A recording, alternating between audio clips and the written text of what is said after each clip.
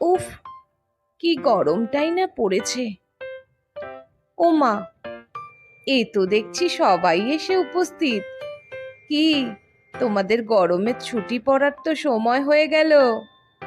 এই গরমে কিন্তু এদিক সেদিক বেরোবে না, আর বেশি বেশি করে জল খাবে। হ্যাঁ ঠাম্মা, আমরা অনেক জল খাবো। আজকে আমরা আরেকটা গল্প শুনবো কিন্তু। নিশ্চয়ই শোনাবো। তার আগে বলো তো, তোমাদের পড়াশোনা কেমন চলছে? আচ্ছা ঠাম্মা, ব্যাকরণ পড়ার কি সত্যি কোনো দরকার থাকে? নিশ্চয়ই থাকে, কারণ যে কোনো ভাষাকেই শুদ্ধভাবে বলতে লিখতে গেলে আমাদের কিছু নিয়ম জানতে হয়, যার জন্য আমরা ব্যাকরণ পড়ি। ভাষা কিভাবে তৈরি হয় ঠাম্মা? মুনাই খুব ভালো প্রশ্নটা করেছে। তবে আজ তোমাদের এই ব্যাকরণ নিয়েই গল্প শোনাই। ছোট কথায় বললে, ভাষা হলো ভাব বিনিময়ের মাধ্যম। কি খুব শক্ত হয়ে গেল না? মানুষের মনের ভাব, চিন্তা, অনুভূতি, তথ্যগুলোকে আদান প্রদানের একটি মাধ্যমই হলো ভাষা।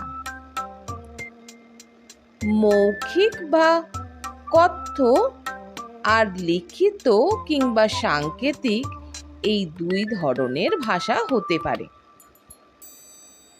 ভাষার মাধ্যমে মানুষ নিজেদের মনের কথা, অভিজ্ঞতা, জ্ঞান, আবেগ অন্যদের সঙ্গে ভাগ করে নিতে পারে।